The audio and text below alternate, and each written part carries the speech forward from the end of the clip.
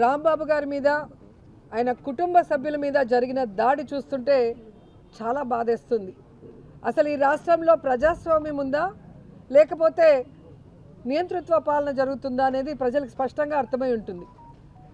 ఈరోజు అధికారంలో ఉన్న కూటమి ప్రభుత్వం చేసే తప్పుల్ని ఎవరు ఎత్తి చూపిస్తారో వారి మీద తప్పుడు కేసులు పెట్టడం, ఎవరు నిలదీస్తారో వారి మీద దాడులు చేయడం, వారి ఇళ్ల మీద ఏ విధంగా పెట్రోల్ బాంబులు విసిరేయటం, ఆడవాళ్ళని చూడకుండా వాళ్ళని చంపడానికి ప్రయత్నం చేయటం అనేది చాలా సిగ్గుచేటు. ఇలాంటివి చేసేవాళ్ళు చేతగాని దద్దమ్మలు, చేతగాని చవటలు చేసే పని.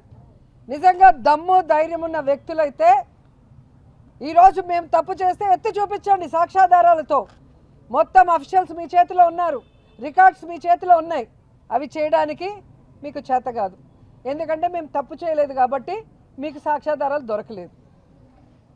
సో మీరు అధికారంలోకి వచ్చేదానికి ఏవైతే అబద్ధాలు చెప్పి ప్రజల్ని మోసం చేసి వచ్చారో, ప్రజలు ఈరోజు అవి ఎక్కడ చేయమంటారు, అవి చేయకపోతే ఎక్కడ నిలదీస్తారో అన్న భయంతో ఎప్పటికప్పుడు డైవర్షన్ పాలిటిక్స్ చేయడం అనేది మీకు అలవాటు అయిపోయింది. మీరు ఈవీఎంలతో గెలిచారు, ఈవీఎంలో ఉన్న వీవీప్యాట్లని లెక్క పెడితే మీ భాగవతం బయటపడుతుందన్న విషయం తెలుసుకొని మీరు ఈ లడ్డూ ఇష్యూని తీసుకురావడం జరిగింది. చంద్రబాబు నాయుడికి వెంకటేశ్వర స్వామి కలలో వచ్చి చెప్పారా? ఆయన నిన్ను అడిగారు కదా, ప్రెస్ వాళ్ళు అడిగితే సిబిఐ ఇచ్చిన రిపోర్ట్లో జంతు కొవ్వు కలవలేదని చెప్పి ఇచ్చారు కదా సార్ అంటే, నీకు చెప్పారా? దేవుడు నీకు వచ్చి అడిగాడా? దేవుడు నీకు చెప్పాడా అని చెప్పి ఎంత స్టూపిడ్గా మాట్లాడాడో. మరి ఈరోజు నేను చంద్రబాబు నాయుడిని అడుగుతున్నాను, వెంకటేశ్వర స్వామి నీ కల్లోకి వచ్చి, అయ్యా చంద్రబాబు, నా లడ్డూలో నెయ్యి కలిసింది, నెయ్యిలో జంతుకొవ్వు కలిసింది, నా లడ్డూలో పందికొవ్వు కలిసింది, నా లడ్డూలో ఫిష్ ఆయిల్ కలిసింది నీకు చెప్పారా? నీకు మాత్రమే చెప్పారా అని అడుగుతున్నాను. సిబిఐ యాక్చువల్గా చంద్రబాబు నాయుడు నుంచి ఇన్వెస్టిగేషన్ స్టార్ట్ చేసుంటే ఈ కథ మొత్తానికి ఆద్యుడు చంద్రబాబు నాయుడు కేవలం తన చేతగానితనాన్ని, తన తప్పుల్ని కప్పిపుచ్చుకోవడానికి ఈ డైవర్షన్ పాలిటిక్స్ కోసం భగవంతుడంటే కూడా భయం లేకుండా, భగవంతుడంటే కూడా గౌరవం లేకుండా అందరూ పవిత్రంగా భావించి ఆ లడ్డూ మీదే ఈ విధంగా ఇంత చండాలంగా మాట్లాడాడు అనేది అర్థమై ఉంటుంది. ఈ రోజుకి కూడా వాళ్ళు చేసింది తప్పు అని తెలుసుకొని, మేము అనుకున్నాం, మాకెవరో ఇన్ఫర్మేషన్ ఇచ్చారు కానీ లేదు అని ప్రూవ్ అయింది, చాలా సంతోషం అని గౌరవంగా చెప్పుంటే రాష్ట్ర ప్రజలు కూడా సంతోషించుంటారు. కానీ ఈరోజు సిబిఐ క్లియర్ కట్గా రిపోర్ట్ ఇవ్వడం జరిగింది. లడ్డూలో జంతు కొవ్వు కలవలేదు, పంది కొవ్వు కలవలేదు, ఫిష్ ఆయిల్ కలవలేదు, ఏమీ కలవలేదు అని స్పష్టంగా చెప్పింది. అలాగే ఏదైతే పవన్ కళ్యాణ్ గారు చెప్పారో అయోధ్యకు పంపించిన 1,00,000 లడ్డూల్లో కూడా ఏమీ కలవలేదు, స్వచ్ఛమైన నెయ్యితోనే చేశారని స్పెసిఫిక్గా కూడా ఇవ్వటం జరిగింది ఆ రిపోర్ట్లో.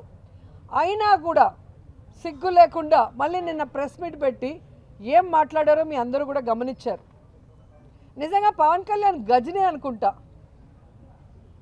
ఒకరోజేమో బీఫ్ తింటాడు, ఒకరోజేమో బాప్టిజం తీసుకున్నాను అంటాడు, ఒకరోజేమో సనాతని అంటాడు, తిరుపతికి వస్తాడు రెడ్ డ్రెస్ వేసుకొని ఊగిపోతాడు, తమిళనాడుకి పోతాడు గ్రీన్ డ్రెస్ వేసుకొని ఊగిపోతాడు. మొన్న వాళ్ళ పార్టీ మీటింగ్లో అన్నాడు, ఎవడైనా బుద్ధి జ్ఞానం ఉన్నవాడు సీఎం నెయ్యిలో ఇది కలిపాడు అంటారా?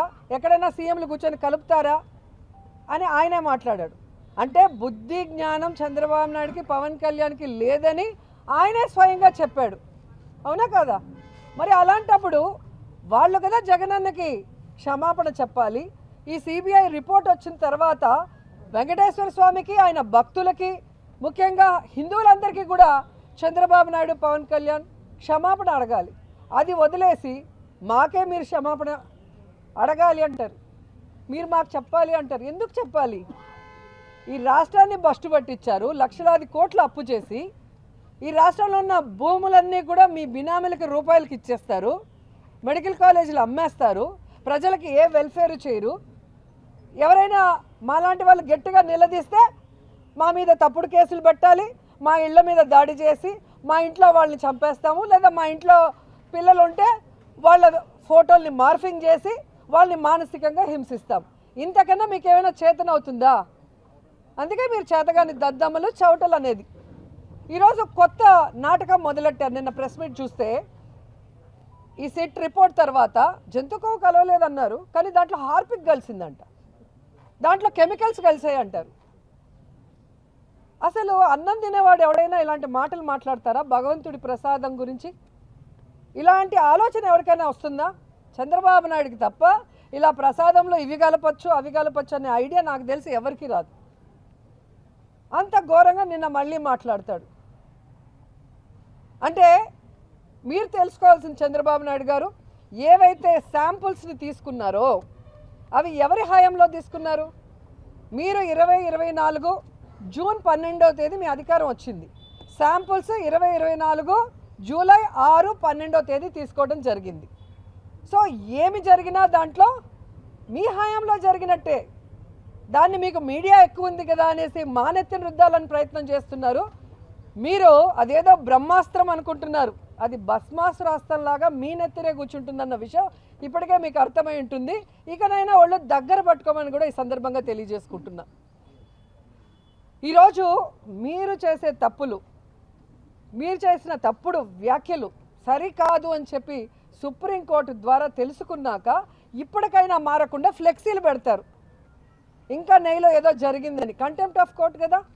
అసలు ఇలాంటి వాళ్ళ మీద కంటెంప్ట్ వేసి లోపల వేయాలి వీళ్ళందరినీ. ఎవరెవరు ఫ్లెక్సీలు పెట్టారు, దాంట్లో జగన్మోహన్ రెడ్డి గారి ఫోటో, కరుణాకర్ రెడ్డి గారి ఫోటో,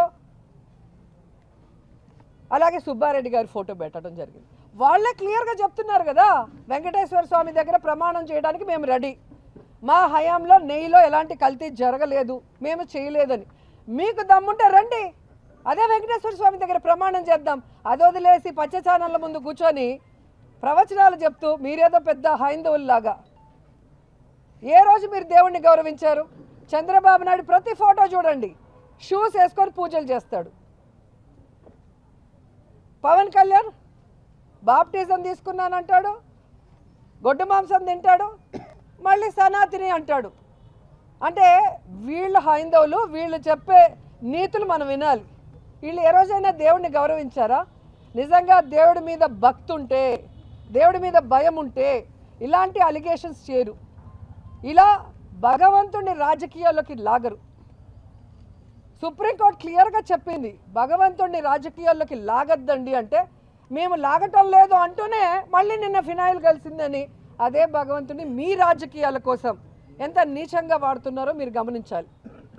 దాన్ని ప్రశ్నిస్తున్నారని, ఆ ఫ్లెక్సీని తీయమన్నారని ఒక స్కెచ్ చేసుకొని ఎలాగైనా ఈరోజు అంబటి గారి మీద దాడి చేయాలి, ఆయన మీద తప్పుడు కేసులు పెట్టాలి, ఆయన్ని లోపల పెట్టాలని ఒక స్కెచ్ తయారు చేసుకున్నారు. లేకపోతే అసలు ఒక సీనియర్ మోస్ట్ పొలిటీషియన్ కార్లో వెళ్తుంటే ఆడవాళ్ళు పచ్చి బూతులు, ఆ గ్రంథాలయం చైర్మన్ ఆమె ఏజ్ ఏంటి, ఆమె గేజ్ ఏంటి, ఆమె మాట్లాడే మాటలేంటి, ఏ మాట అయితే అంబటి గారు మాట్లాడారని కేసు పెట్టారో అదే మాట ఆవిడ మాట్లాడింది మరి ఎక్స్ మినిస్టర్ని. మరి ఆవిడ మీద ఎందుకు కేసు పెట్టలా? అంబటి గారు ఇంటికి వచ్చాక రెచ్చగొట్టి దాడి చేస్తే తెలియక ఆవేశంలో అన్నాను, వెనక్కి తీసుకుంటున్నానని క్లియర్ కట్గా మీకు చెప్పిన తర్వాత మీరు కేసు పెట్టారు. మరి ఆవిడ ఇంతవరకు క్షమాపణ కూడా అడగలేదు. మరి ఎందుకు కేసు పెట్టలేదు ఆవిడ మీద? ఇంకో ఆవిడైతే భూమికి ఇంత ఉంది, ఫస్ట్ టైం గెలిచిందంట ఎమ్మెల్యేగా, మాధవి గారు. పాప కొంచెం పాలిటిక్స్ కొత్త, అందుకే ఎక్కువ ఎగురుతోంది. ఆవిడకి కొంచెం రోజులు పోతే అన్నీ తెలిసి వస్తాయి. అసలు ఆమె ఇంటి ముందుకు వచ్చి ఆమె మొగుడు రౌడీలు గుండాల్లాగా, అంటే ప్రొఫెషన్ గుండాలు అనుకుంటా, ఎమ్మెల్యే కాకముందు చిల్లర రౌడీలు జోబు దొంగలు చేస్తూ ఉన్నారేమో, ఇక్కడికి వచ్చి వాళ్ళు ఏ విధంగా రౌడీజం చేశారు, ఆ తర్వాత ఎలా వార్నింగ్లు ఇస్తూ ప్రెస్ మీట్ ఇచ్చారు, జగన్ గారు వస్తుంటే మళ్ళీ ఎలా మాట్లాడారు, మళ్ళీ ఇప్పుడు ఎలా మాట్లాడుతున్నారు మీరు చూస్తున్నారు. మీకు అధికారం కావాలేమో రౌడీజం చేయటానికి, మాకు అధికారం కూడా అవసరం లేదు, జగన్ అన్న సైగ చేస్తే చాలు. కానీ మాకు విలువలు ఉన్నాయి, క్రమశిక్షణ ఉంది. అందుకే జగన్ అన్న 5 సంవత్సరాలు లా అండ్ ఆర్డర్ని ఎంత జాగ్రత్తగా రాష్ట్రంలో చూసుకున్నారో మీ అందరికీ తెలుసు. ఎవరి మీద తప్పుడు కేసులు పెట్టలేదు, ఎవరిని హింసించలేదు, ఎవరి ఇంటి మీద దాడి చేయలేదు. కానీ మీరు చేస్తున్నది ఏంటి? రెచ్చగొట్టే దారిలో ఈరోజు ఆడవాళ్ళు ఉన్నారు ఇంట్లో. అంబటి గారు వైఫ్, పిల్లలు, అల్లుడు, మనవరాళ్ళు ఇలా పగలగొట్టి ఇంట్లో దూరేసి వాళ్ళు ఏదైనా చేస్తే పోలీసులు నించొని చూస్తున్నారు. పోలీసులకు జీతాలు ఇచ్చేది ఎవరు? తెలుగుదేశం పార్టీ వాళ్ళు, జనసేన వాళ్ళ. ప్రజల పన్నులతో కదా వీళ్ళకి జీతాలు ఇస్తున్నారు. మరి ఏదైనా ఇన్సిడెంట్ జరిగినప్పుడు ఇమీడియట్గా రియాక్ట్ అయ్యి వాళ్ళని కాపాడాల్సిన బాధ్యత పోలీసులకు ఉందా లేదా? ఫోన్ చేస్తే ఎస్పీ ఫోన్ ఎత్తాడు, పోలీసులు ఇక్కడ నించుంటారు.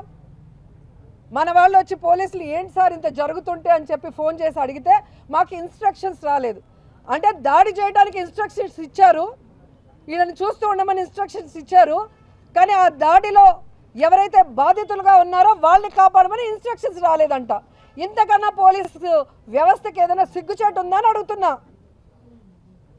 ఇప్పుడే జీరోకి పడిపోయినారు ఈ రాష్ట్రంలో పోలీసులు, కేవలం కూటమి ప్రభుత్వానికి బానిసలుగా బతుకుతూ.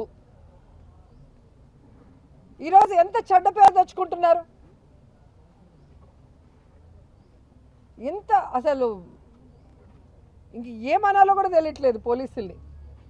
మీ ఉద్యోగ ధర్మం మీరు చేయకుండా మీరు దగ్గరుండి మీ ఆధ్వర్యంలో మీరు చూస్తుండగానే దాడులు జరిగి బ్లాస్టులు జరుగుతుంటే ఇక మీరెందుకు, మీకు జీతాలు ఎందుకు, మీకు ఉద్యోగాలు ఎందుకు? మీరు కూడా పసుపు షర్ట్లు వేసుకొని తెలుగుదేశంలోనో లేదా జనసేనలోనో చేరిపోవచ్చు కదా. ఈరోజు మీరు చూస్తుంటే జోగి రమేష్ గారి ఇంటి మీద చూశారు కదా, పెట్రోల్లో యాసిడ్ మిక్స్ చేసి బ్లాస్ట్ చేశారు ఇంటి మీద. మొత్తం కాలిపోయినాయి, డోర్లు కాలిపోయినాయి, గోడలు కాలేయంటే మనుషుల మీద పడితే ఏంటి పరిస్థితి? సర్కిల్ నుంచి వాళ్ళు వస్తుంటే వాళ్ళ వెనక పోలీసులు వస్తున్నారు, వీడియోలు ఉన్నాయి. మరి అక్కడే ఎందుకు ఆపలేదు? ఎందుకు లాఠీ చార్జ్ చేయలేదు? లాఠీ చార్జ్ చేస్తే మీ కంట్రోల్లో ఉండేది కదా. వాళ్ళని బుజ్జగిస్తూ వాళ్ళని అడుక్కుంటూ ఆడుకుంటున్నారు పోలీసులు. తెలుసుకోవాలి పోలీసులు, రేపు జగనన్న వచ్చేది ఖచ్చితంగా నిజం 100%. ఆ రోజు ఈ వీడియోలన్నీ ఉంటాయి. మీరు ఎవరి కోసమైతే పని చేస్తున్నారో వాళ్ళు ఎవరు ఆ రోజు మీకు రక్షణగా ఉండరు. న్యాయస్థానం ముందు మీరు దోషులుగా నిలబడి మీ జీవితాలు నాశనం అయిపోతాయి అన్న విషయం మీరు తెలుసుకోవాలి. ప్రతిదీ వీడియో ఉంది, ప్రతిదీ వీడియో ఉంది. ప్రతి పోలీసు, ప్రతి తెలుగుదేశం వాడు, ప్రతి జనసేన వాడు ఏం చేశాడో అన్ని వీడియోలో రికార్డ్ అయి ఉండే. కాబట్టి అది తెలుసుకొని మీరు ముందుకు వెళ్తే మంచిది. యాక్చువల్గా 307 పెట్టాలి సార్ ఐపీసీ. మీరు ఏం కేసులు పెట్టారండి? ఇన్సిడెంట్ జరిగింది, 7 గంటలు కంటిన్యూస్గా బ్యాచ్లుగా వచ్చి దాడి చేసి వాళ్ళని చంపడానికి ప్రయత్నిస్తే ఐపీసీ 307 పెట్టాల్సింది పోయి ఇంతవరకు ఆ ఎమ్మెల్యే మొగుడు, ఆ గంధా చైర్మన్ మీద ఏ కేసు మీరు పెట్టలా. వాళ్ళు దగ్గరుండి కదా మొత్తం అందరినీ పిలుచుకొచ్చి చేయించింది, మరి ఎందుకు పెట్టలేదని అడుగుతున్నా. అక్కడేమో కేసు నేను చిన్న ఆయన మనుషులు ఆ ఫోటోలు వీడియోలు చూస్తే మీకే అర్థమవుతుంది. ఆయనతో ఉన్న వాళ్ళు చిల్లర కేసులు పెట్టడం, స్టేషన్ బెయిల్ ఇచ్చి పంపించేయడం.